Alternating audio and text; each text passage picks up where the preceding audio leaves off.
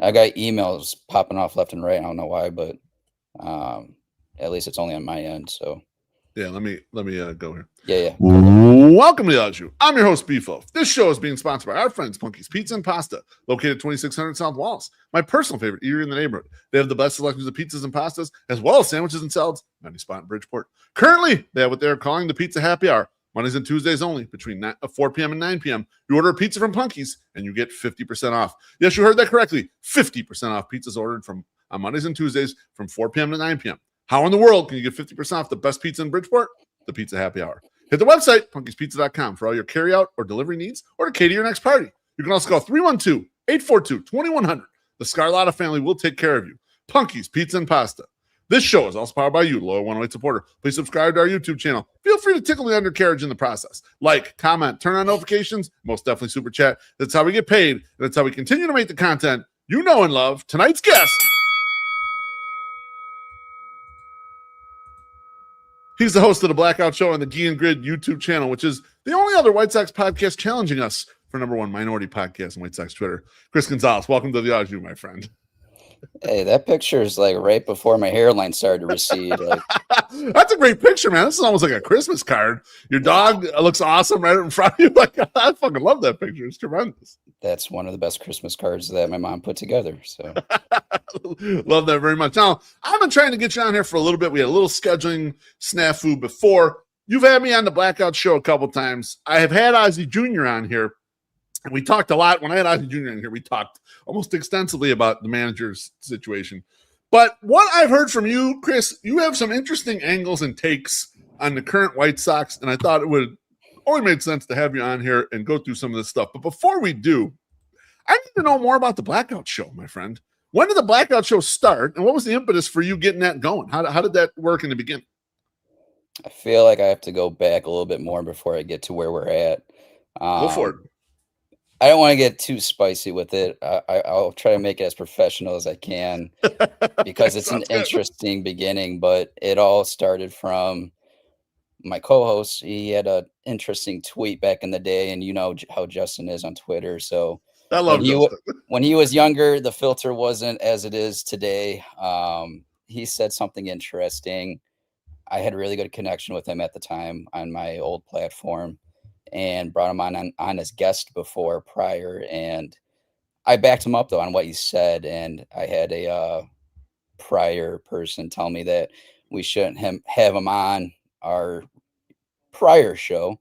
Okay. Due to what he said. And I didn't agree with that concept at the time. We had a little disagreement. And next thing I know, I had a call from an executive on the network that told me that I won't be on that show anymore. Oh, wow. So, I left said platform, said show, which I actually created. So it was a tough situation. That was my baby. Yeah. But while I was on said show, I had also really good connection with Ozzie Jr., bring him on as a guest prior. And my fiance actually, because I was down at the time and didn't even know if I want to continue doing this or not. This was a hobby of mine that I love. But she's like, no, baby, you should still do it. I back you up, do what you think is best. And that's when I'm thinking to myself, like, what do I want to do? Like, where do I want to take this? Who do I want to do it with? And the guy that I backed up, I'm like, all right, you know what? He's actually the guy that outside of my group where I was, given he had Bad Guy Radio at the time and still does now. But I'm like, you know what? He's already involved just as much as I am. We both have the passion for this. So right off the bat, I'm like, all right, he's going to be a guy I want with me. As you know, being in this environment, you know who is good to you, who that you consider family and love, talking baseball with and doing this as a hobby. But that's when I know I had my go-to guy. And I then I'm like, all right, how am I going to, what am I going to do from there? And I'm thinking, and then Junior comes up in my mind and I'm looking at his stuff and I'm like, he's got no White Sox stuff. and I saw his like what he On the was you doing. on the YouTube channel, is that what you're talking about, Chris? Like on the Gean Grid, they didn't have any So White Sox content on there. this was South Burbs Hitman ended right after the 500 season Okay, with me 2022. with me involved. After 2022. Okay. So at that time, that was right after like COVID, and at that time, Junior and his family they had the channel that was doing great during COVID, but then it was all Latino baseball focused, nothing to do with the White Sox. So Right. I'm like, wait a second, this channel has a good following. This is Chicago legend of this channel, but with no White Sox content. And I'm like, hmm, this might be interesting. So, and I look at my fiance and I'm like, I got a good connection with this guy. He might turn me down, but I'm gonna reach out to him and be like, hey, let's start something on your family's channel. Worst he can say is no, right? I love it. I So love that. Yeah, why not? Shoot or shoot, I Chris. Why I not? took my shot and I reached out to OJ at like midnight, I think it was, and he responds to me right away. He's like, "Bro, let's do it. I've been waiting for something like this." And I'm like, "No, no, no, no way. No, no fucking way." It's Bro, I awesome. got on a phone with him at midnight and we didn't get off the phone till like 3 in the morning. Wow. And that's where like I'm like, "Oh shit, what did I get myself into?" Because not only is he going down a hole with me as a fan, but he's telling me about a lot of shit that like as a fan I was skeptical that I thought was true, and then it was a whole rabbit hole. And I'm like, "Oh man, like I love what I'm getting into, but at the same time, like this could change my whole perception of the team I follow." And ultimately it goes back and forth like that. But again, like that is how the show was created, the concept, and then we took off from it from there. But Junior did give me the blessing to take control of it, and surprisingly, we got Slavko involved right away. Ultimately, I thought he was just going to be like a guest, but it turns out Okay. he was a co-host, and that actually helps me a whole lot more because like I was thinking like originally like how am I going to produce this at a level where Yeah. it needs to be, and it was just gonna be me, Jay, OJ, and then Yeah. when Slavko entered the picture, I'm like, "All right, that takes a lot off my plate." And then I got to know because I knew Slavko a couple times being a guest on the prior show, Okay. but I got to a whole different level with him, and now I consider all of them family. I mean, even though we butt heads left and right every day in the chat, I know me and Fair. Slavko, we always go head and head on each other with ideas and whatnot, but I love him, and I'm so glad that I know he's got some news that he's still breaking, but he has some really big family news, and I'm just so happy for him right now. But that is how the Now, Chris, when you pitched it, did you pitch it just, hey, I'll start this thing up for you as junior, or did you say, hey, I've got Justin, me and him want to kind of jump in, the three of us will do it? What was the original pitch like to him that he seemed to warm up to immediately?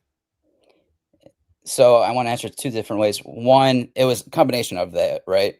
But two, I always felt that me and OJ had a very good connection through the not only be on the show, but we were always in the DMs with each other, talking baseball, talking about the White Sox. And when that started, it was actually before COVID. This was when Vaughn was first drafted, actually, when I started like truly getting into conversation with OJ. Okay. Believe it or not, you know me being Vaughn, right? Yeah. But I had a totally different mindset back then. I was so MLB centric focused, like how can we do this, get better at the MLB level? And I told him, I'm like, hey, the A's have interest in Andrew Vaughn. I don't think they're going to get rid of Pito. So why don't we just trade Vaughn right away?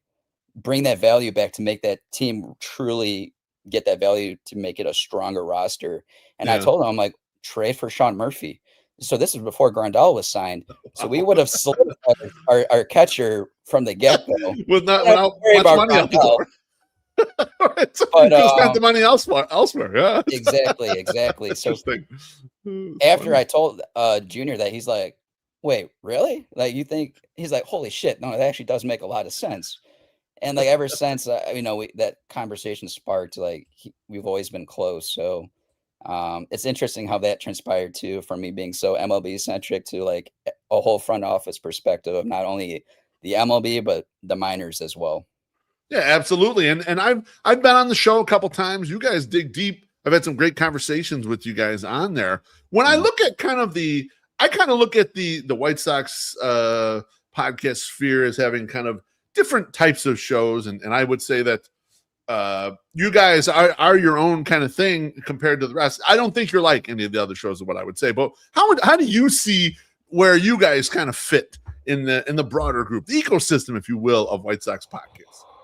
Yeah, no, I just think like even creating lineups each week, I don't want us just to be like essentially like White Sox meatball content, right? I want to try to have balance, bring on people from the outside, like national, like other fan bases perspective, giving a grasp on what we have. That way we can kind of equal out some perspective. And along doing so, I feel like our show brings the balance of a fanatic and that front office perspective, but in a way that with the baseball Yeah. acumen like OJ's and the rest of the crew, we can bring it together so it's information that can be pertain together in a way that allows for an easy flowing conversation of the game of baseball, and that's essentially what we want the conversation to be on the show every week, so that anyone can come on and talk to us. Any fan we bring on can talk to us and actually get to know again and everyone else on the show. Yeah, absolutely. And you and Justin especially have like encyclopedic knowledge, not only of the Sox situation, but of other situations kind of in broader MLB. So it does add a lot of color to the discussions because you can give. I heard Justin the other day giving a comparison. What was that speed only player that the A's traded for? And he was like comparing Acuna to that guy, Ruiz or whatever, the center fielder. The guy was Yeah. like never gonna hit at all. And he's like, he could Mhm. be like that guy, but with a lot more bat. And I was thinking, no one's made this comparison that I've heard yet, but yes, absolutely. A guy might steal 60 bases and be that guy. And so that kind of depth I really enjoy when I'm listening to stuff. Let me get to this drink real quick from my guy Pedro Velasco. He says, peanuts, baseball. Thank you, Pedro. Appreciate you, my friend. Now, Chris, I want to jump to some White Sox stuff because, as I mentioned, you have some interesting takes out here. Why do you feel extending Kyle Teel should have been the big move of the offseason? Lay it on me, my friend. I know you've been on this train for a while. Yeah, so I'm going to say this first and foremost. I put the show's Twitter account right here. My opinion is my own. I'm not going to tell you that all of us agree to what I have to say, but Right. I'm going to tell you what I believe from a front office perspective. And again, I'm not going to I'm telling you, not everyone agrees with me. I don't want everyone to agree with me, right? I'm trying to Sure. think long term and not in the short term of things. Um, Let me get a water too, since you got your beer. you gotta wet the whistle so you can talk. There's the thing. So All right, Kyle Teel extension. So actually, Beef, I haven't to this point gone in depth on this topic. I okay. brought it up several times when I thought that when I was actually in that conversation of bringing it forward, like at the end of this past season. Yeah. So I'm gonna give it to you all right now. All right, so if you remember, right at the beginning of this offseason, Chris Guess's message was continuing development to begin this offseason in the fall. I'm not sure if you saw it or not. You probably did though. But Venable's message to set up this spring training, particularly when he gave the starting job to Shane Smith, was to set the tone, right? So, what is a better way to jumpstart this build with a message to the culture of commitment being put together that obviously they're doing? And you see this by also getting rid of Luis Robert, a guy that you gave so much money to that wasn't getting to that value, and you don't Right. want to just give it to him and not earn it, right? That's not what they're putting to the culture they're putting together. That's what they're trying to get away from, right? If you're going to be here, not only do you have to earn it, but we're going to show you that we are invested in you as well, right? So, with also the fact that Teal is a leader in the culture that I'm not sure if you caught it or not, or anyone else that might be watching has seen it or not, but Teal is one of like the few guys in that clubhouse that they can sit, like you see that energy from him that I want to call it like an energy bunny, but like that's a guy that I think him and Vassell are starting to become like they're shaping to be those leaders in that locker room. Yeah, So not only just, a vocal, being that leader, but his production from his debut season was above average performance during that season. no doubt. To take this further, to get away from just the message that this would present to what you're building, but this would lock up the center position of the build right up the middle. And if you're going to build your roster to have sustainable success, first thing you want to do is focus right up the middle of the diamond. And you would be locking in the catching position right off the bat at today's market price. In 78 games played this past season, he had a WRC plus of 125, which is above average, and a WOBA of 349, which again put him at top 10 in all of MLB at that position as a rookie. So just looking at that hitting profile of the guy that you are extending is above average as a hitting profile at the catching position, which if you ever above average at the hitting position, I could care less if, let's be honest, right? Both him and Teel, they are like maybe slightly below average to get into average defensively, but Right. that gives them both room to grow defensively. But that's doable to get to average defensively. But as a hitting perspective to this, again, I'm going to get to it, but there's quite the difference I that we're was gonna talking say, about. people can look around at other teams, or when you play another team and you see how trash the hitting is at the catching position, just in general. And you're right. Like the value of having a guy well above league average. Now, you said the 125, that's well above league average, not just even catchers. So it's well above league average to have that. It's tremendous value at the position. Yeah. And I want to take this a step further. When we're talking financially, it will benefit both sides moving forward in the long-term build, having him at today's value, the market price at today's value, doing that early extension now, then tomorrow's when it's just going to continue to skyrocket. And essentially you're waiting on the inevitable, right? Because you traded quite the value of your resources for both of them. You're traded Garrett Crochet, a rising ace, elite, Right. getting to that elite level after Yes. that first season for two position players in Bray Montgomery and Kyle Teel, who they both scouted in those respectable drafts. And then you trade away that compared to trading away Giolito and Lopez and getting back. I want to say he was probably like top 60-ish Prospect at the time. Yeah. prospect at the time, if I remember right. That's about right. Um, Yep. but you're trying. When I say the inevitable, is because you're starting this asset accumulation, hoping that one of them lands. Definitely not both. So the fact you're getting both at this time, again, we're going It's to get there. fortunate. It's fortunate, but you're locking up a key position at that value, and that is gonna. I was talking to Teresi about this too in a previous tweet. But when we're gonna later in the show talk about the core, right? Yeah. If you're setting that, and I believe Kyle Teel is just a role player. I don't think he's a premium franchise player. If you lock him at today's value, that's going to help with that money extensions going towards those franchise player types like a Chalowski, and I'll get to that too in a second. But Yep. Chalowski and Yeah, we'll others talk as about well. him. We'll get there. We'll get there. Bear with me, Beef. Bear with me.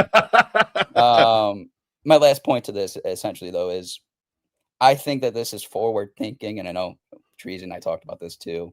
It's a forward thinking move that brings flexibility to the payroll and will continue to allow that asset accumulation come into place when they start to layer the system out after the rebuild, when they actually have put in a core developing at the MLB level, and they have to start Right. layering out the system behind it so they can have sustainable success, kind of like what the Brewers are doing right now, Boston's doing right now, the Yep. A's, like the extensions they're putting Just on the together, hitting like side, they're doing it, but yeah. That's right. like I'm not going to agree with all those extensions the A's did, but the Yeah. fact that, like, again, I think they needed Kurt's extension to get in there, their most valuable player. Yeah, he's the best hitter. But Yeah, that's right. there's a couple of them like Jacob Wilson. I'm like, okay, like a couple of them I agree with, and I think they're doing it right though, early on, and that's important. But again, the last part about this layering concept is in this last draft, I think it was the third or fourth round, and I can't remember off the top of my head, but they drafted Landon Hodge, who is a high school Yeah. catcher. high school prep profile catcher coming into the system. So that gives him time to develop through the system while you give the extension. We'll get to Cuero in a second. That starts to layer the picture of, all right, if Hodge goes off, well, now you can deal Teel for value later on.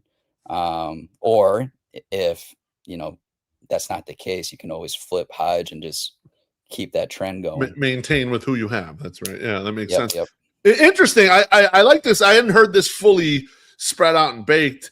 I kind of like this approach. Now, you didn't explicitly mention it, but catchers in general, like a catcher extension like this, would be cheap compared to what other Sox fans are thinking of, all like Luis Roberts extension or Moncada's extension or whatever. Now, that was a few years ago, but a catcher extension would, in theory, be cheaper than those extensions if you're buying out a year or two of free agency, correct?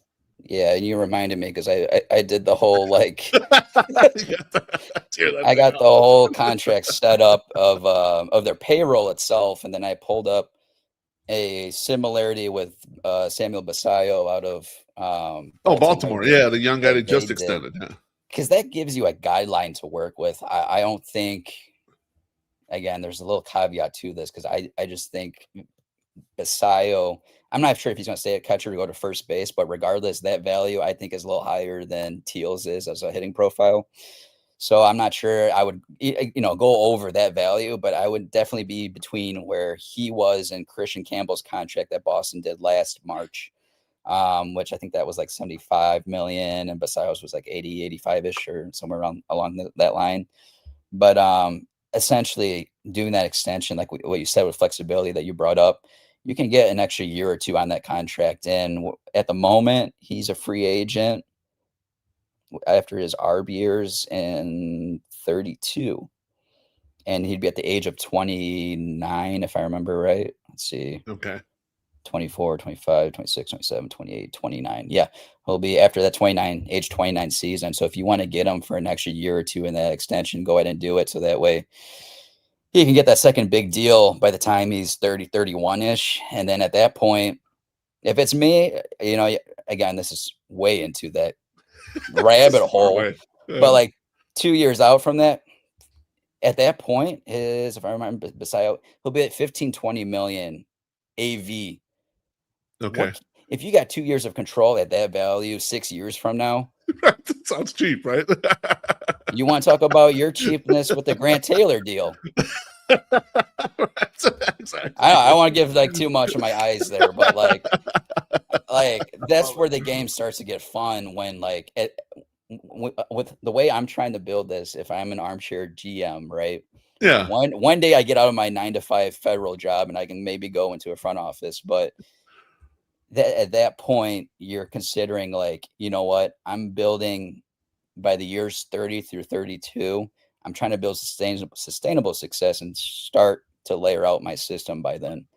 But yeah, that's all I got for what I got. Very well thought out. I love it, Chris. Let me get to this drink here. My guy Husky Bardo says, "Cheers, fellas. Take the Sox and the over. Fuck B-Flow 2026." Thank you, Bardo.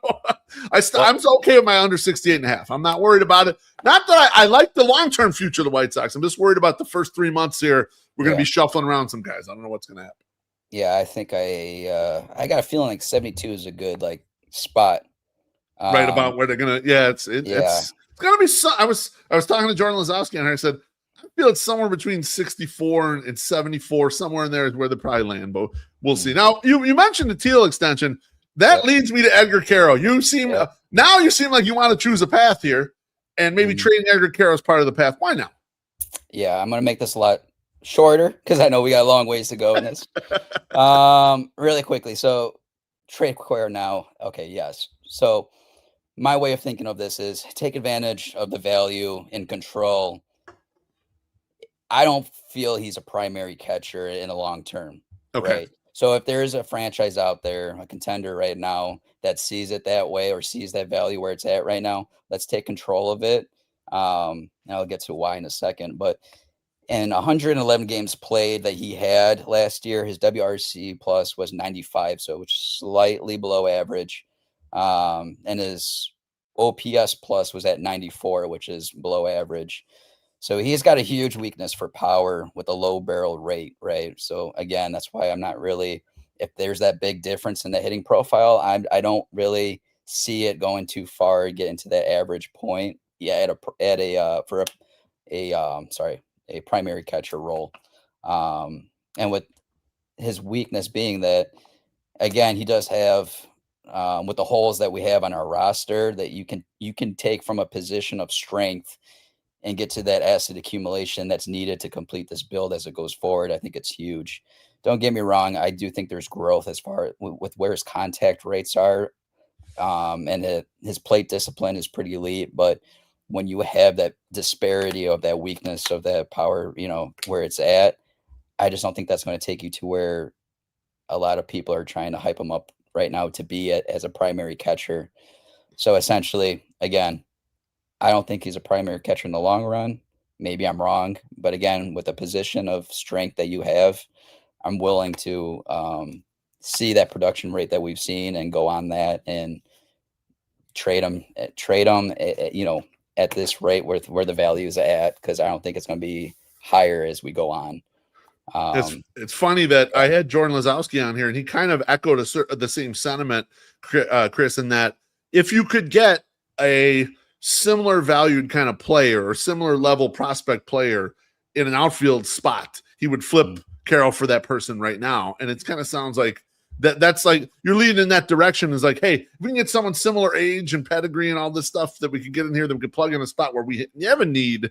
Let's do it. Uncle Ted in the comments says, give me Brenton Doyle for Carroll. Doyle's a little older, but definitely plus center fielder. Guy who covers some ground in the outfield. So they're but I'm not putting you on the spot of particular, like what you would trade him specifically for, but this is like coming to a decision right now. And I've heard the contrary from other people. I've heard, let's let it roll for one more year, because then we can see like if they build up a little more value or whatever. But I get your point in the extension too, is like, well, if you don't do it now and he has a great year next year, price is going up, my friend, every single second. And so it's an interesting spot, the White Sox. One of the rare spots, we say a position of strength, one of the rare spots where they do currently have a position of strength, and it could be a situation to deal from here. I see it from the perspective of, Chris, how do they get them enough at bats? Like that looking into the season, that to me looks like the big problem here, and is like you would remedy that by doing what you're suggesting here. Yeah, and to be honest, Beef, I understand the ways of that we've seen from forward thinking in the past, but that's just a different front office, right? I don't want that belief to be the standard going forward, right? But as a fan, I'll bring myself back to my fanatic part of this, right? Let's do it. I want to see a front office that is forward thinking, that is doing this ahead of the ball. Because the good organizations, they do this. They do this constantly. You just saw the Brewers trade away Freddie Peralta. Yes. Like that. And they've done that many times in the past. Corbin Burns the year before. Exactly. Like exactly right. I never hesitate. I just want to see this outright. Not out, I guess outright's a bad word, but I just want to see this concept starting to being in put the ball in action now. And then we'll get to this later, but I've only seen the short term like philosophy by Getz at the moment. So it would be refreshing for me to see something a little bit on the long term, but maybe there's some pullback from Ishbia. I don't know. We'll get to that later. We'll get to him later. So we'll get to him in a little bit. Now, I did like that your reference of Teel, you consider him an everyday player, but not necessarily a superstar of the White Sox. And this is something that I've liked, that you've been saying this quite a bit. And I agree with you actually with this. But you're one of the lone voices out there saying it, that the current group in Chicago is not the real core of the next White Sox championship team. That current core is still, in North Carolina. It is in possibly at UCLA, still in college. It is all over the place, but not on 35th Street. Explain that to me. Why do you believe that is the case, Chris? And I'm gonna bounce back a little bit, right? Because I think there's some really great people out there amongst us in the sandbox that actually have lined up to me. Okay. Like Elijah Evans. Let me talk. I've brought on Elijah before he went to Just Baseball Media, right? I've seen people like him before they've hit the national spotlight, which for me, I love to see because I love to see those people getting their opportunities in life. Um, but essentially, beef to get back to this, um, I wouldn't say I'm the only one, right? But there's some of us out there that are trying to not only change, the perception of the general fan that's so used to prospect after prospect failing, and they're like, fuck the prospects, which Right. my man OJ will tell you, fuck the prospects. I was gonna say, So yes, you will. there's some, metering with me and OJ, even from our side of it.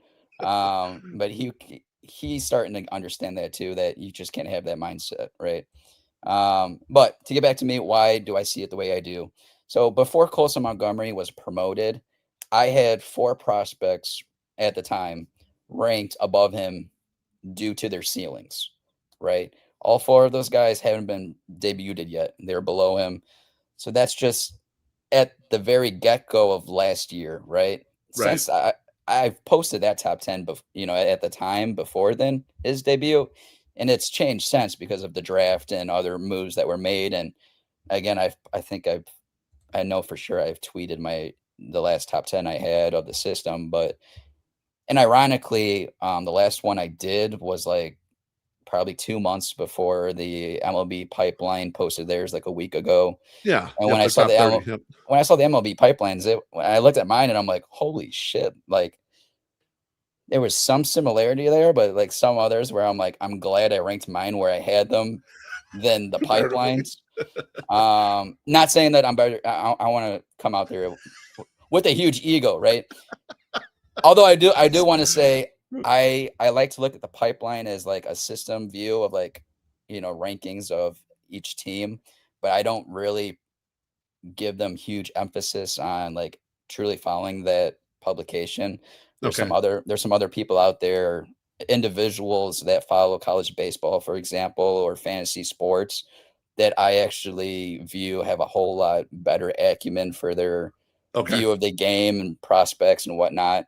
And I've had some of them on our show just because of how much I believe in them and where they're taking things.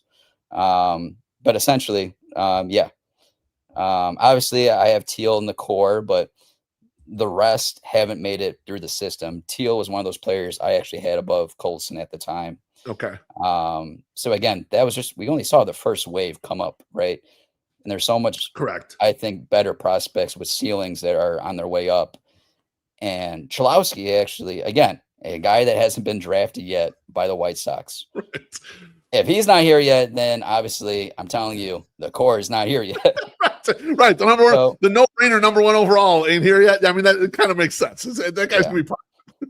And I want to be honest with, again, to go along with this, again, I actually think we'll get to it again, but for Chalowski, I think he could be a franchise caliber player, and I think Bonnemer should be noted as a dark horse in this conversation. And I'll be honest, like I'll get to this in a bit. Another thing I'll get to, but when they drafted Bonnemer, I'm not a high school scout. I Yeah. haven't seen him live at all. I've only seen highlights and, seen him through the system a little bit from other people that have been there in person to see him. So what I'm seeing, what I'm hearing, I'm like, oh my gosh, Bonnemer might surprise a lot of people being maybe at that tier of a franchise caliber player potentially. So if he's not here yet either, that's just more players, Braden Montgomery, et cetera, that haven't been here. But even going back to Bonnemer, there's talk amongst several guys that I really trust that think that Bonnemer going into next season in 27, which he might be at that point where he's about to be debuting in that year. We don't know Right. how the lockout's going to go, but I've seen people say he might be a dark horse to be a top 10 prospect ranked. He's already like in the Yeah. I've seen that 40s. too. Yeah. He's so Yes. I'm And a like, lot of places have him as the number one the prospect coming into the yeah. year, and it's true. So essentially, what I'm saying is, depending on the progression through the MILB, we can't write off the premium talent that's coming up. So yeah, that's kind of where I settle with. Again, we've got at least I want to say 2 or 3 more waves of guys to come up, Yep. and I'm one of the guys that I'm not going to write you off as made MLB player on half a season or one season played. I believe development even continues at the MLB level beyond one For season. sure. So, Yeah. again, we are a lot of people are jumping at like 26, 27, like guys ready, be ready for the wild card. And I'm like, guys, like, let's be patient. Let's be patient. Let's just allow I mean, things to Chris, mold. the reason why I kind of agree with this is like, I'm not even going to take your approach. I'll take the approach of just looking at the major league roster. Would Yeah. you really be adding 2 Rule 5 picks if this thing was that close? Would you really be adding kind of everywhere on the margins out of options guys that you hope you can turn into a everyday player if you had like the core ready to go? You wouldn't. You're trying to find some money before you get a chance to, because if it was already in here, you'd be paying for, you know, a real right fielder at this point in time, or whatever. Let's just say there was this spot you needed. You'd be paying for real guys in the rotation to kind of fill it up if you needed that spot, et cetera, et cetera. They're not doing that. They're trying to still find, you know, the cheap guys that they could potentially turn into a guy who's the regular. And so you can see just by the way they operated the offseason, in my personal opinion, is like, yeah, they're telling you exactly what you're saying right here. We have some real good guys coming. Some of these guys here are going to be part of it, but not everybody. We're gonna move some of these guys out eventually.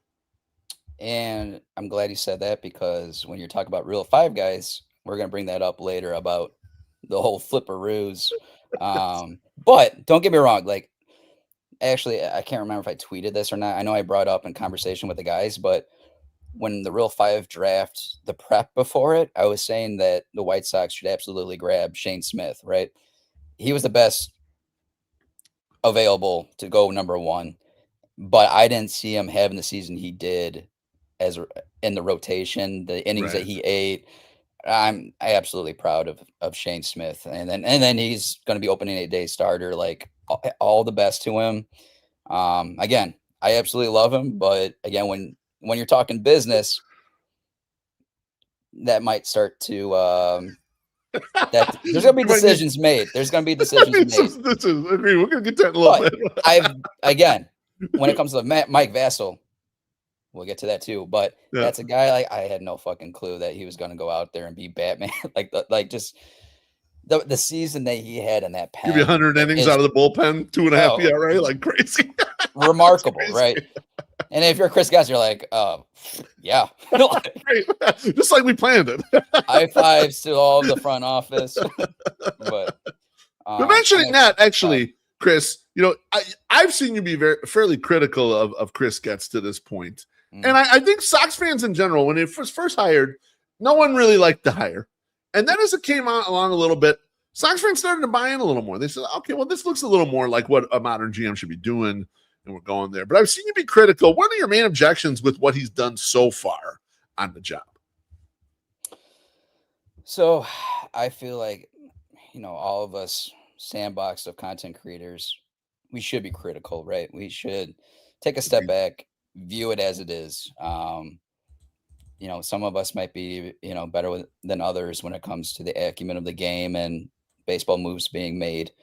I think, like, again, the future Sox guys, particularly Elijah and even Ian, you guys are there every day to see it at the ballpark. You guys, we all have the acumen to look at these decisions that were made early on, and probably should question it, but learn, you know, see if he learns from decisions being made. So I'll get to a couple of my objections with Getz. Ultimately, from the day he took the front office till now, I'll give him a B- altogether. Okay. Right. So we'll get to some of the stuff he did well on, but first I want to go with, because I think there's been a few mistakes, huge few mistakes, but ultimately, big picture, I'm actually proud of where we're at. And I'll get to that in a little bit, but those mistakes being, one, the Cease trade. So I am out front. I am biased because I love Dylan Cease. But that was a decision. Like, before that deal was made, me and Junior were saying, you got to make a decision on what you're doing with Dylan Cease. Are you going to retool this and build with Cease, or are you going to trade him, rebuild, etc.? Right? I'm good with either or.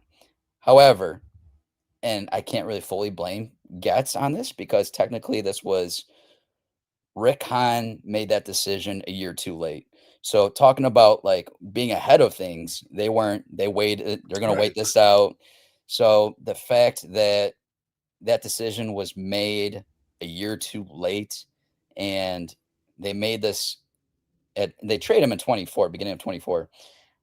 They should have made that decision when they realized that 500 record that they're when you're going to move on from Tony and restart this, and you had the season that Dylan had being second up for Cy Young, that was the time to start the rebuild. If that's what you were going to do, Right. trade Dylan Cease then and there at max value. So, however, I mean, even though that Cease had a bad season, and well, I want to say bad season in 23, but it wasn't the runner up. He had 200, sorry. He made all of his starts and had 200 plus strikeouts, which he's done for 4 straight years Right. since then. You can say what you want about his It's ERA, but durable. again, you're talking about a team that lost 100 plus games. But again, even with where value Cease had, he was still, I would say at the time he was a top 10 pitcher in the game. And they went back and forth on what that value looked like. It first started at 2 top 100, and then I think this is his first time in the front office. I think he got greedy, and there was reports that he was trying to get a third, a 2+1 essentially. And I think again, this is a first time GM Yeah. negotiating this value of an arm with GMs across the league. And I think he got ousted. And again, you got one top 100 prospect, and that value was even, I would say, top 60 because Thorpe at that time was in that 60ish range. And a pitcher, too, that his best pitch is a changeup, and then it's a two pitch guy. I was going to say the upside was limited on him. So, yes, he was a Very, top prospect, but you have a limited upside on this player. Like, and this is another thing I want to say when I'm trading an arm, I want to get a position player back. And especially when you're going to start a rebuild. right. Yeah. And this is the headline of your rebuild. So not only you made a late decision, normally a rebuild, if done right properly, being patient takes 3 to 5 years. You didn't get that value that you needed to start that. So you're actually delaying that another probably year or two on your Yeah. first move of the Behind it. rebuild.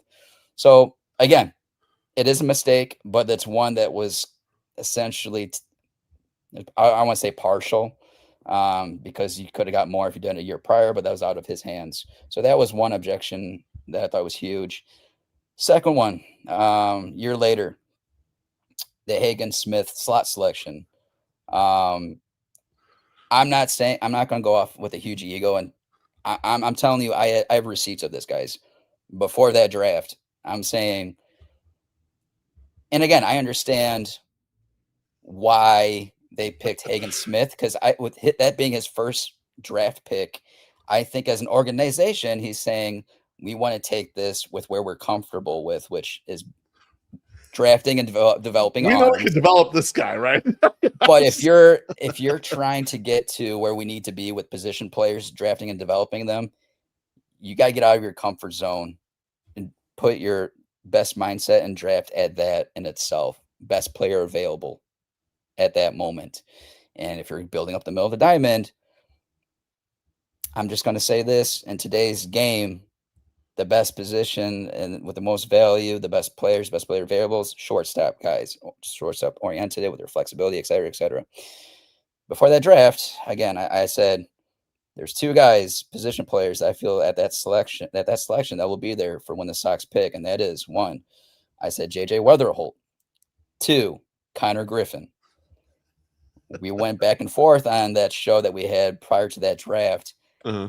I was like, all right, I really love Weatherholt, but I think the tool set that Connor Griffin has, it could be 5 tool. Like this could be a guy that could be a franchise player. I think both of them can be franchise players, but I think that Connor's ceiling is more than JJ's is. And I said, if they're there, you better select Connor Griffin. And I said, even if you go pitching, I value Chase Burns over Hagan. Over Hagen. I Okay. said it in the same tweet. Mm, It didn't matter because Cincinnati picked Chase right before us, so right. that's out the door, irrelevant. But yeah, going back to that selection, you passed on both Connor Griffin and JJ Weatherholt, and yeah, It's not looking good.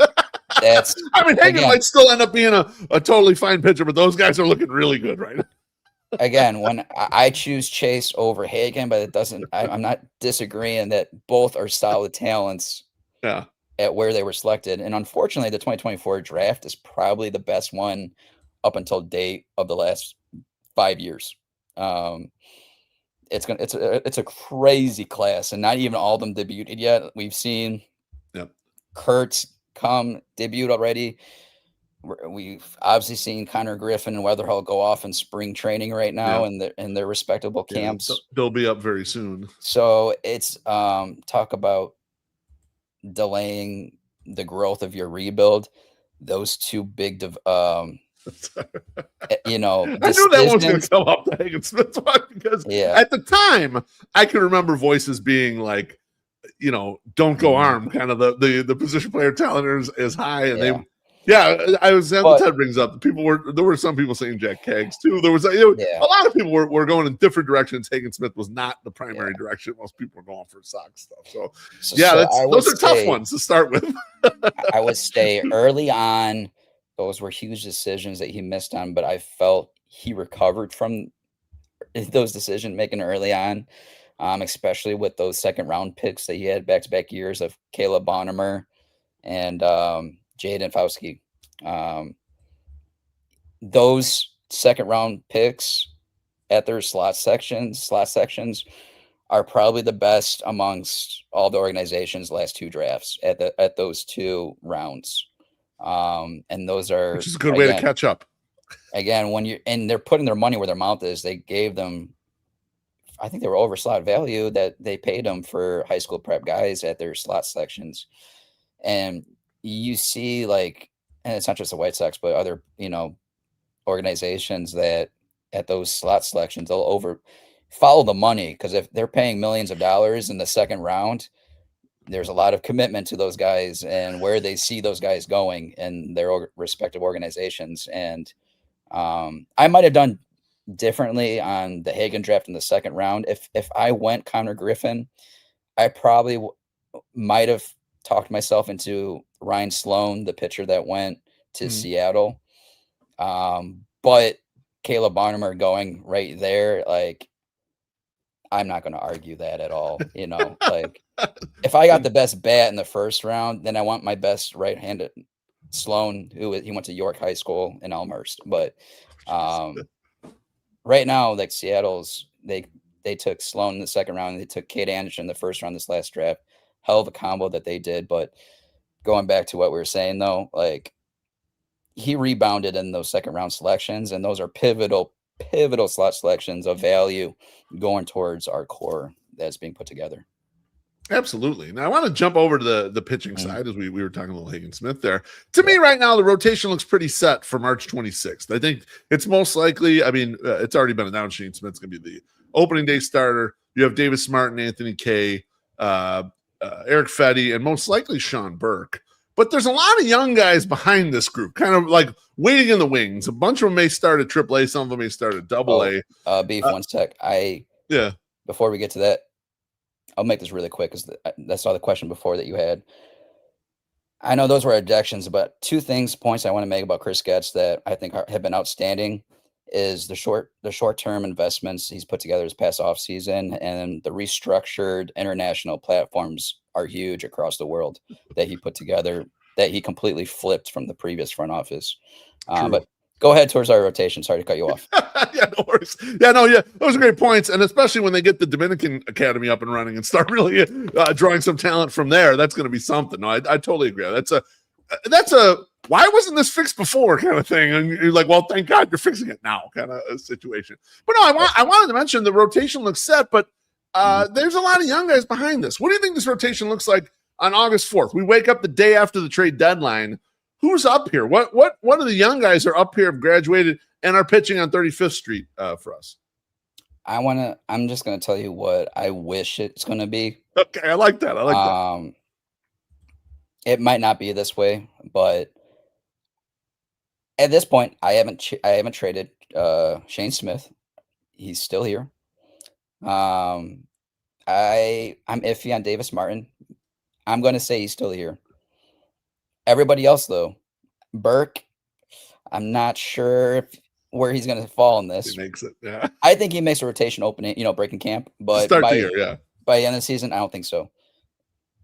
So those last 3 spots, I think he'll have a good start, and then he might get flipped. I think K will get flipped. Fetty, I don't think he has that same. Maybe I'm wrong. Maybe he gets back in the time machine. I'm not feeling it either. We'll see. Whether he is flipped or DFA, he's gone. Yeah. So I got 3 spots. I think, not talking about Hagen or Noah, I think Tanner McDougal has the best stuff and command out of that rotation that I've talked to this point. So I think McDougal, I'm going to talk about this on my show, but I really wish he didn't get the service option. Yeah, you wish he didn't get option to Charlotte. The service game. We're going to talk about that on the Blackout next week. Yeah. But I think Tanner McDougal is going to get up. He'll probably be up by May, I'm assuming. But he'll be there in the rotation. So I'm saying Smith, Davis, Martin, and Tanner McDougal. I want to see Hagen and Schultz in the rotation by then. Mm-hmm. I'm not sure if the innings load is going to play a factor into them being starting pitching right off the bat, or are both of them going to start in the pen, work their innings up to get starts at the end of the year? I would love to see, though, a rotation with them in it come the second half of the season. So that would be my one. That would be my 1 through 5. That would be my 1 through 5. I would too. There's so much pitching talent down there, and then guys coming behind them. The Christian Opper's terrific as well. Just kind of coming up. It's like, yeah, that's one spot where I'm getting impatient.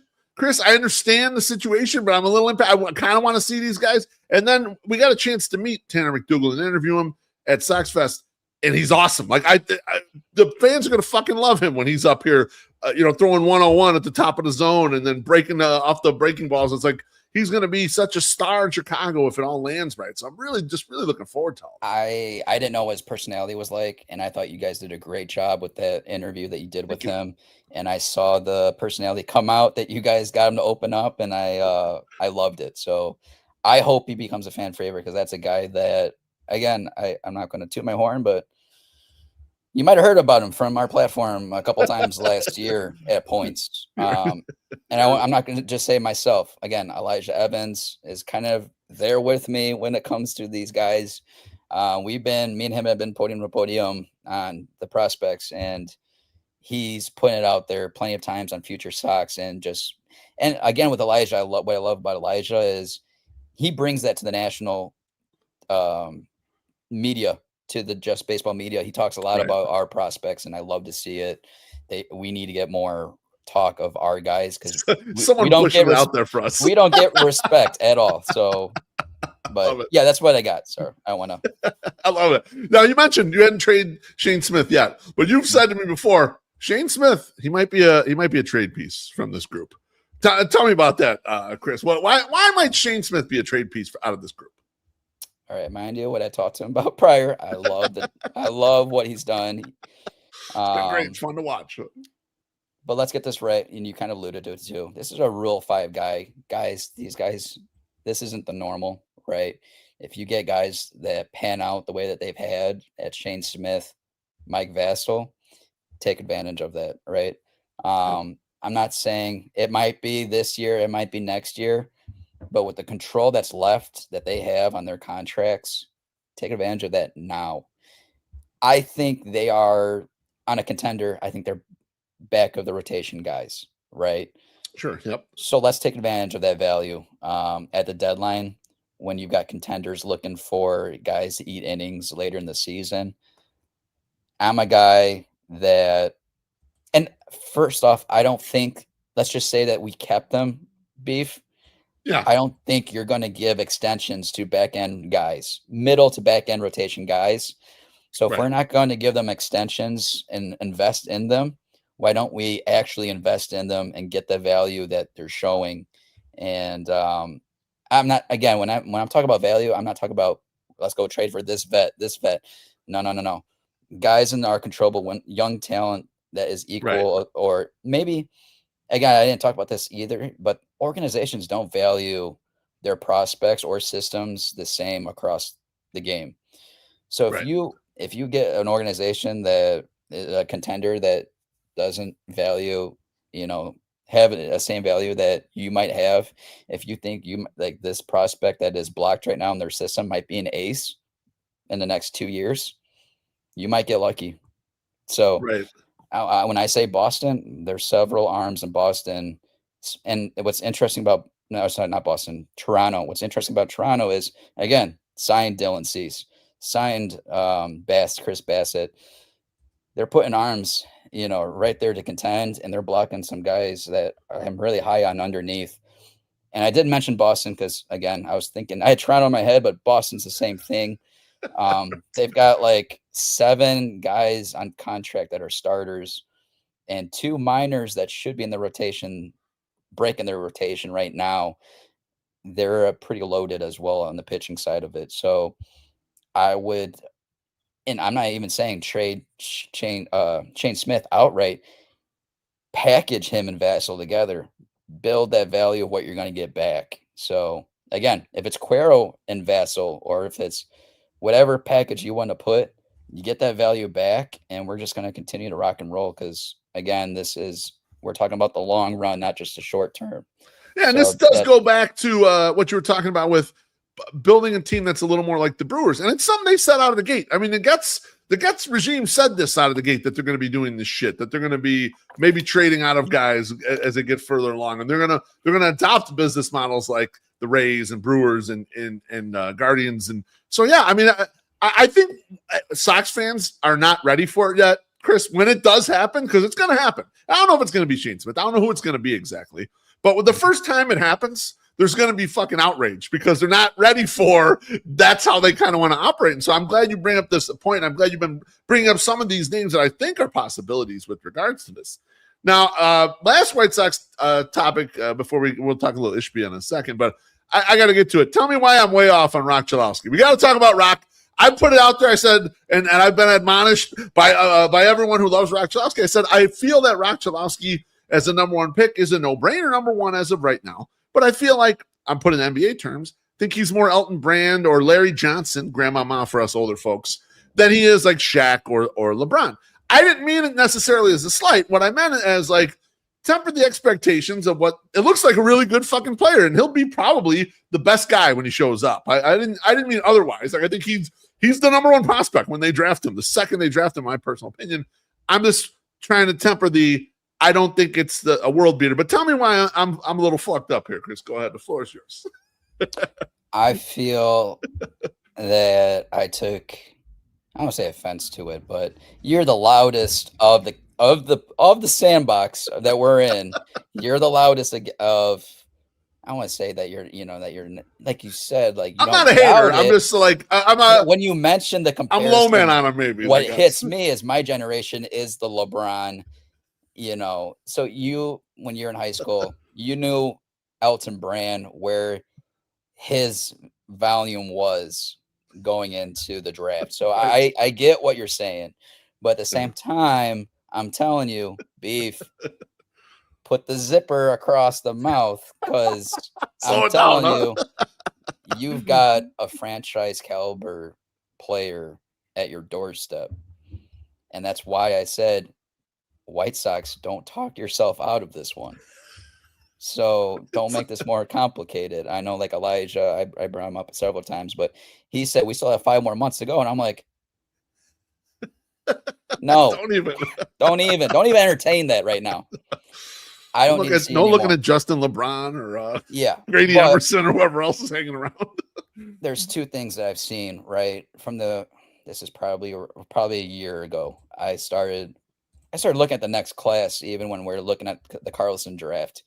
Okay. I always thought that the 25 draft was, I don't want to say weak, but coming off that 2024 class, it was a slight class, and I was already looking at 26 because I knew that this was going to be, if not stronger than the 24 class, right at that level. And And the Sox would have a legit shot to pick much higher than they had picked in the last. that gives me more reason to look at number Yeah. one, because we were at that point where number one was like, that could be us. Yep. So I have always seen the talk of Rock being an elite defender, a elite bat. But my biggest question, and I brought this up last show actually, I don't know what his character was. And if you've got a caliber of a franchise player on hand, you need to know that character if you can invest in that. Like what we've seen in the last front office of giving big money to international guys that are big international caliber, guys that have to be developed. But if they are developed, it doesn't matter because they were signed to early extensions. But you Right. still gave them huge money, but they weren't the right characters to give that money to because they didn't love the game of baseball as you saw it to be. Right. And it was not the value worth that contract. So again, my question was, what is his character? I'm gonna get to this in a second, but I know now from what I've heard his character, I can say it's elite character. And I've talked to others that watch him live daily, and they're saying, don't question the character. It is what it's elite. But I had to hear it too because did you catch the pod with Chuck and the UCLA head coach? No, I haven't seen that yet. No, I didn't catch that. No. I want you to go back and watch that beef. Okay. There's one I brought up to and again I think OJ and them laughed at me when I said this to Okay. them. The one thing that I took away though, again, goes to his character. His head coach said Rock Chalowski the last 2 years with the NIL money available Oh yeah. in college, he could have gone to he could have left us for any college program in the country. He didn't even budge. He stayed right here It's nice. to compete with this program and take this program to another level, to win championships, to be there with his boys. I mean, I don't care if like maybe a girl could have said, "Oh, he's going to stay right here." No, I don't know. It's maybe 10 years from now, maybe, but I don't know about that. At this age. you can find a girl. You can find a girl at any college in You'd be Alabama fine, saying, yeah. come here, OnlyFans, come, et cetera, et cetera. So the fact that he turned down NIL money, didn't leave, and has been invested into this program from the get-go, that's a guy I want not only to be a fan of, but to be leading our franchise that we all love and die for year in, year out, and to get this organization to where it needs to be, kind of like a guy like Caleb Williams that we see on Yeah, with the the Bears, that's lakefront, wonderful. Yeah, the absolutely. Iceman. Yeah, So, um, absolutely. hey, I'm just saying that's another guy that was called generational, and we weren't wrong when we said it. So It's true. And and in fairness, Chris, I hope that you're right. And that is a very good thing, actually. It's a wonderful thing to hear about the guy because you can see, you watch him, you can see the explosive power, you can see the glove, you can see all that stuff. I'm no scout, but he looks like the best guy. Like, I mean, I'm not doubting any of that stuff, but you're right. Some of that stuff, that smaller stuff, does matter a ton for how much is he going to continue to go at it. 162, and tired at the end of the season. So I'm looking forward to it. I hope I do have to eat a lot of crow for any of the shit I've said out there about Rock Chalowski. I hope he fucking is. I hope he's the next, big superstar of the White Sox. That's what I need. if it happens, I'm not going to say anything to you. I'm just He's gonna give me a look and nod. I'm just going to say, Beef, come on the Blackout and enjoy the times with us. Absolutely. Well, let's get to a couple Ishbia things before we get out of here. I thought it was fun. Sam DeRosa put out a list of his top 50 White Sox Twitter people. Just random list, whatever the fuck. And Justin Ishbia's account starts following a bunch of these people. What's most exciting to you about the prospect of him becoming the majority owner of the White Sox at some point?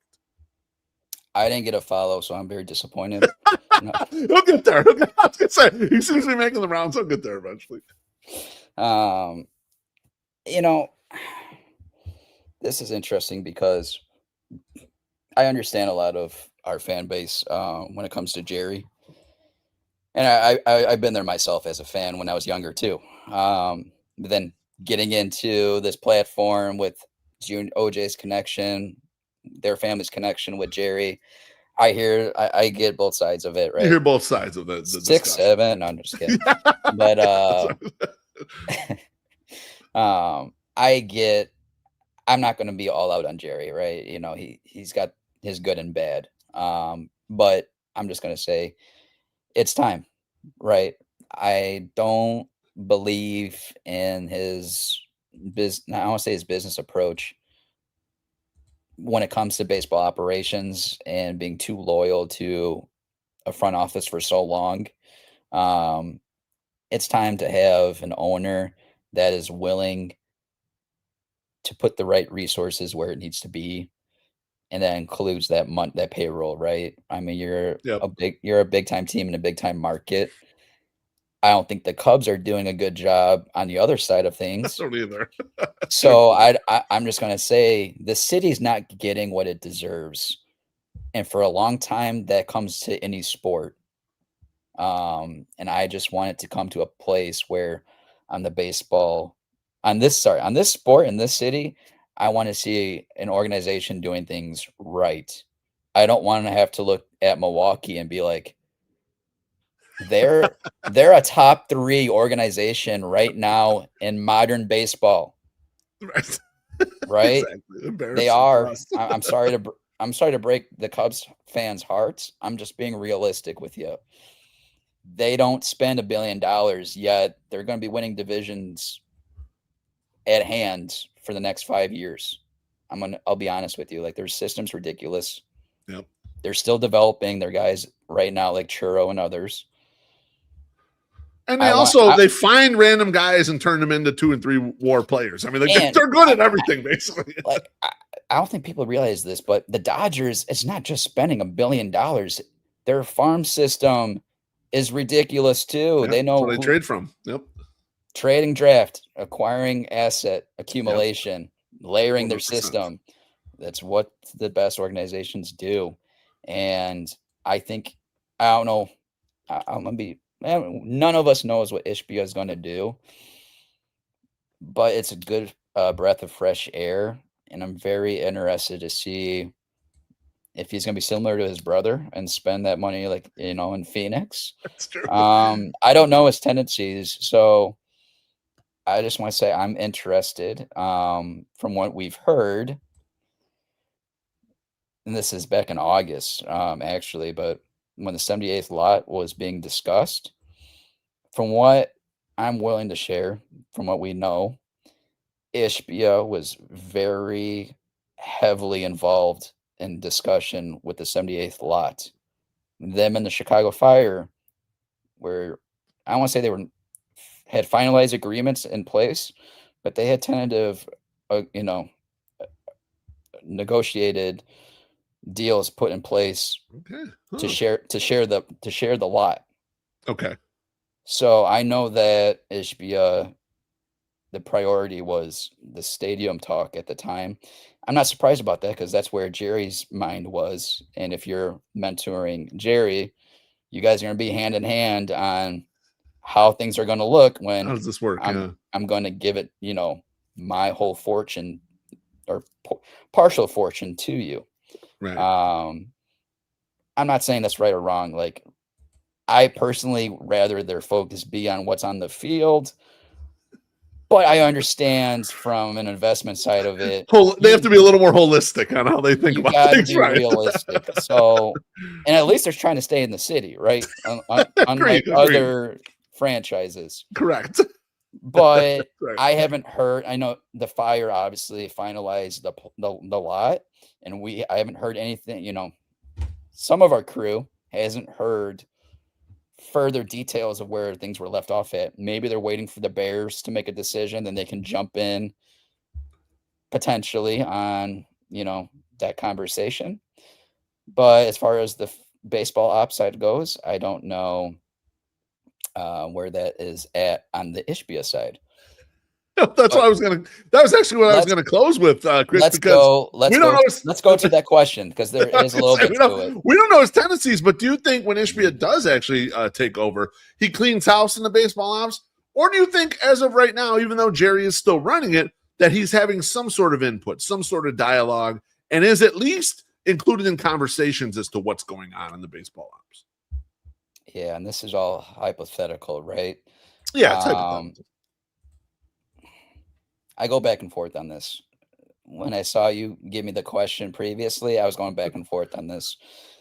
I think it's going to be a twist, personally. Okay. Um, this is just my opinion. I think it's a twist. B- by the way that Chris Getz has structured the front office, he doubled it in size. He laid out the groundwork across the world with the international Yep. institutions. Um, and the way that he's putting this rebuild and structuring it, granted, I say that even though after 2027, they've got $4 million on payroll. Right, it's wide open. Yep. So anyone can handle 4 million of payroll with what's in place. But I still think that this is where I get conflicted because technically he's vice president and GM. So does that mean Ishbia says, "Hey, I want you to stay at vice president. I'm gonna bring someone else in as GM," or am I Could gonna go have president on someone? top of him. Am I You gonna could do go? it that way. Am I gonna flip flop that and say, "Hey, I don't want to give you too much responsibility right now. I want you to come down to GM. I'm gonna bring someone else on the vice president side of things to run things financially and not just baseball ops." I don't know, Yeah, but who knows? I think it's a worthy conversation that this is where I say there might be a twist because I don't think he's going to keep both slots. And I Okay. don't think he should. I think that's a lot of responsibility. Um, and quite frankly, I think he's done a hell of a job though as operating outside of baseball ops. That I could see him being fine with keeping him at VP Mhm. and then maybe bringing in another guy on the baseball ops side because again, I think he did a great job on the short term of structuring this offseason, and I didn't really touch on that too much because of, the time, but Yeah. baseball ops wise, again, I've said it quite blatantly. I haven't seen anything on the long term side where maybe that's for a reason, I'm not going to say that that can't change. He can't improve in that area, but maybe a different GM comes and takes hold of baseball ops. So, but I will say though, I do want to touch before we wrap it up that talk about this past off season because there's a part of this I haven't discussed about this. He did a hell of a job bringing in assets on the short term that he could probably flip. One of those, and again, great job bringing in Murakami. I know you Yep. guys on the show talked about how that can help the payroll on the Japan market, et cetera, et cetera. However, big caveat to this. When Murakami was first, that whole international class, when they were coming out, they were all supposed to get 6-digit salary contracts. Yeah. Yeah. They were The supposed to market nine tells you figures. They were supposed to be 100 million each, 9 figures, and then that didn't happen. None of them. it's a reason people don't overthink that one either. The market tells you what they think of that class. I'm not saying that he can't hit 30, 40 plus bombs with the contact. There's questions of that hitting profile. I hope we see that because that only helps us. I don't want to see a guy plummet. However, all I'm going to tell you is that's a 2-year deal. And 27, we don't know what's going to happen next year. So if my man Power, if Power is hitting 15, 20 bombs by July, don't be surprised if Power is flipped. It'll make me sad, but I don't disagree with you at all. And this is, again, I want to say, with all my conversation I've discussed with the front office side of things, I'm not going to tell you trade everybody, right? I want to get to that in a sec. But what I do like about Mooney is him playing. I know they say he can play third base. I'm not putting any focus into third base, right? Him being a first base DH guy, there was a question mark at first base going into this offseason. And I'm saying I don't want to see them sign a guy to a big contract to come play first base. I want to say save payroll for the time being, until we're ready to spend payroll of that magnitude, of like a Pete Alonso magnitude, right? Right. But the fact that you got a guy come in on a nice, pretty, with that, even though the power's there, the context and the contact rate, everything else is questionable, but he filled a first base at a short-term slot that was needed. And I think that is huge. Now, going back to, you know, what I was saying, I left myself when I was talking about not trading everybody. This is my personal belief. Maybe I'm wrong about this, maybe I'm not, but how I'm operating in my mind in the long-term game, I believe you need to have at least 3 premium position players that you've acquired through trades, draft, however you acquired them. You need at least 3 for sustainable success on their contracts. And I'm telling you, at least 2 pitchers, top pitchers, the balloons are going. My son does that too. He's 2 top arms in your system that you have control on. I'm not saying that you need to give them extensions. I think you do. I want to invest in my pitching. But you're saying at any one time to have that control, at least top level control of them, preferably drafting them, right? Because that's where you have the control of them. But that's where I stand. That's 5 guys that I'm telling you that I need to have in my system. And then everybody else on the 26, find your role players, right? Get your contract, get your control of them. But you need to be ahead of the ball and assessing your talent and flipping them before other organizations lower that value. That's in your control, not theirs. Right. This is the difference between me and you being armchair GMs and actual organizations being ahead of the ball. So if I get all this shit on Twitter about me trying to be ahead of things, that's just because I'm trying to be ahead of it. I'm not trying to wait. I'm trying to put myself out there and trying to like get this figured out. And right now, going back to this, quite frankly, the pitching side of it, I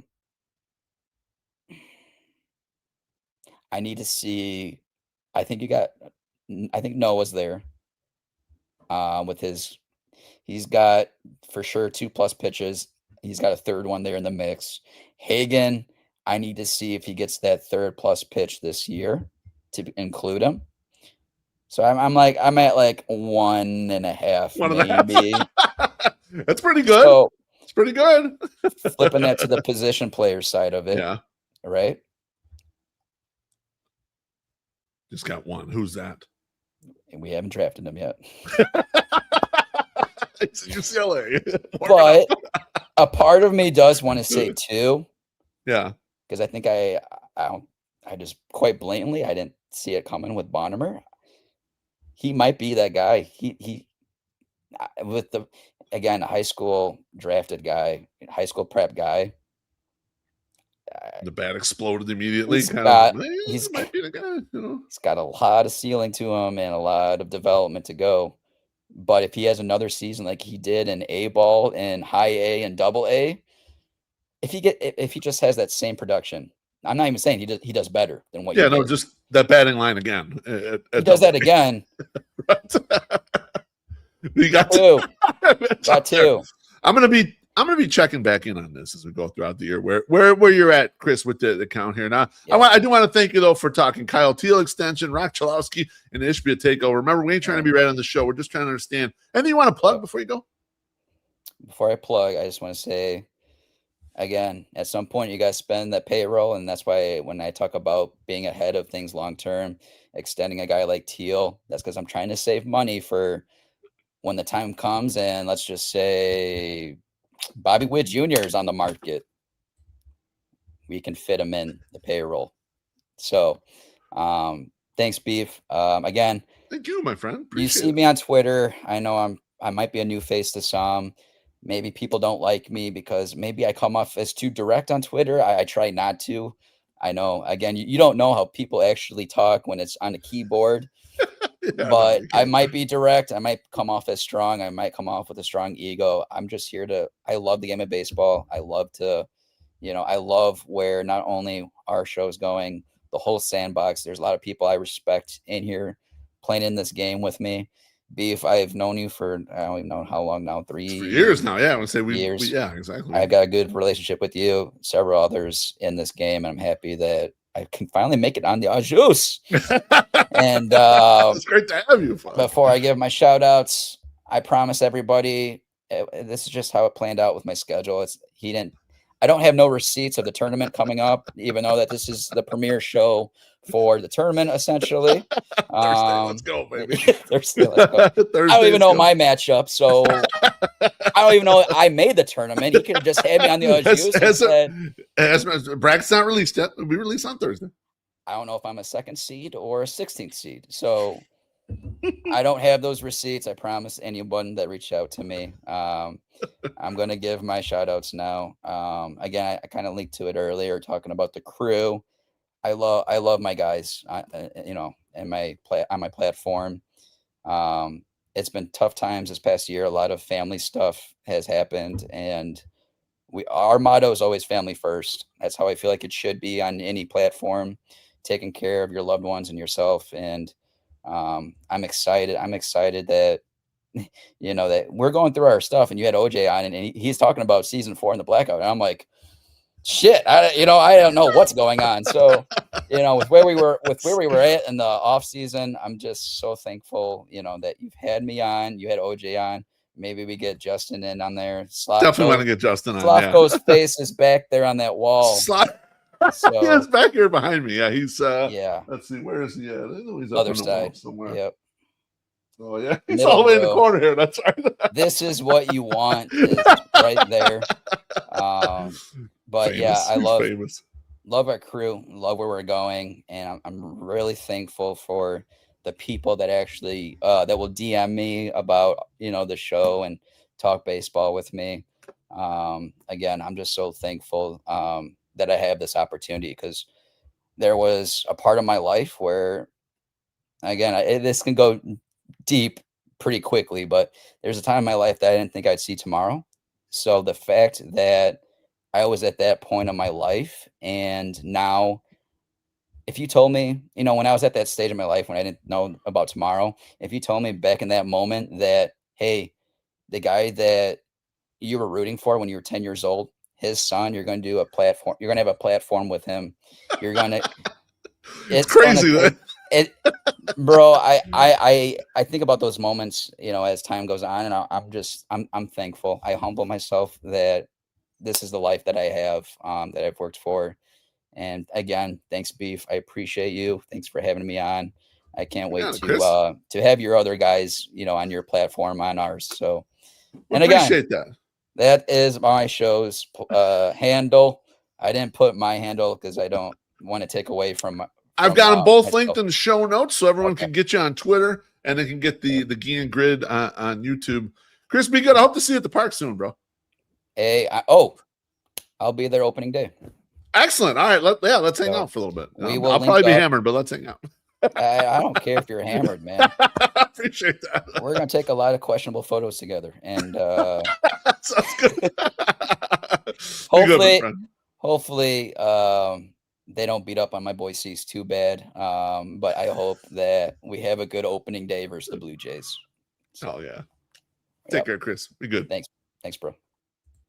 That was awesome. Finally got to have Gonzo on here. Love talking ball with Gonzo. Next week's guest, I'm going to put the image up there. Next week's guest. There is no fucking next week's guest. I'm taking a little hiatus from the Au Jus, and this is planned. We had talked about stepping back on episodes from the Au Jus last year. I think we did 40. The plan's to do something closer to 30, low 30s here. So with 108 tourney coming up the next couple weeks, and then with opening day, we're going to step back for a little bit. It's projected that the next Au Jus will be April 13th, I think. So that's a little bit into the season. So we'll be gone from there. We'll still be doing 108 podcast. We'll still have other stuff. We have some fun things coming along. So that's about it. Let's see. Did I get to all these drinks? Hang on. I owe you a drink, Pedro. It says making Mondays more majestic. So thank you, my friend. Just want to say thanks to all the 108 family who was up in the YouTube comments. Of course, Punky's Pizza and Pasta. Great sponsor. And we'll see you guys Thursday for the 108 tourney bracket reveal. I love all of you. Bye-bye.